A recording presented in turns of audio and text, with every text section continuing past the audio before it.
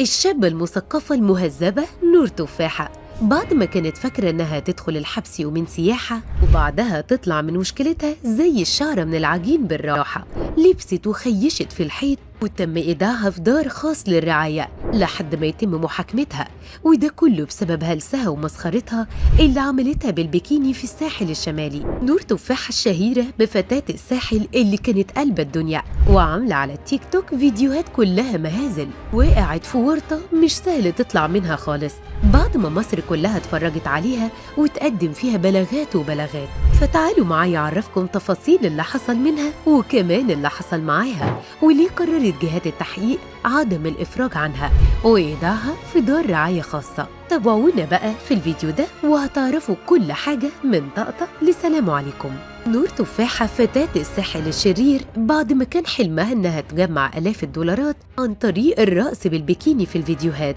هوب مرة واحدة ومن غير أي مقدمات لبست في الحيط بعد ما المايو الأبيض اللي كانت لابساه خلى لون حياتها أسود ولبسها مصيبة مش هتعرف تطلع منها بالساهل. فتاة الساحل الشمالي نور تفاحة كان لبسها حاجة صعبة قوي وكانت بتبين المسائل وكانت عارفة هي عايزة ايه بالظبط ورايحة هناك عشان تعمل سياحة، وكل شوية كانت ترفع فيديوهات على التيك توك وهي بتهزها عشان تجيب رزقها، وقعدت تلم وتحوش وتكوش في دولارات وما كانتش عارفة ان الحكومة مراقبة كل شيء وتمسكها بعد ما ريحتها فاحت. وطبعا الأجهزة الأمنية المصرية بعد ما فيديوهات نور تفاحة غرقت الدنيا على السوشيال ميديا بطريقة مستفزة جدا قررت القبض عليها بعد اتهامها بنشر مقاطع مصورة خادشة للحياء العام وكمان بتخالف القيم الأسرية. بعدها حددت المحكمة المختصة جلسة 10 يوليو الجاي عشان تكون أول جلسات محاكمة نور تفاحة الشهيرة براقصة الساحل الشمالي، وده بعد ما تم إحالتها من الجهات المختصة للمحاكمة بتهمة نشر محتوى خادش للحياء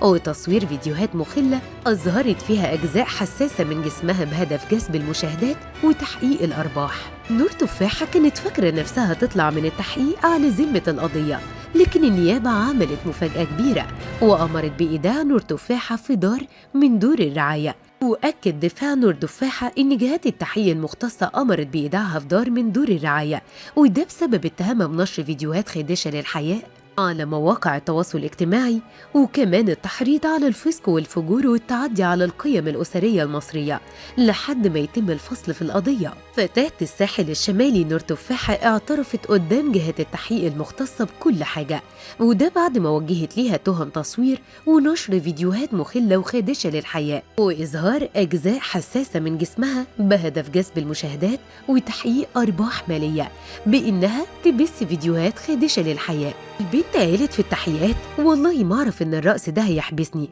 واتضح ساعتها إنها لسه صغيرة ما عدتش 17 سنة وإن أبوها طردها من البيت عشان كده قررت ترقص وتكسب من السكة دي، عشان كده اتحطت في دور رعاية.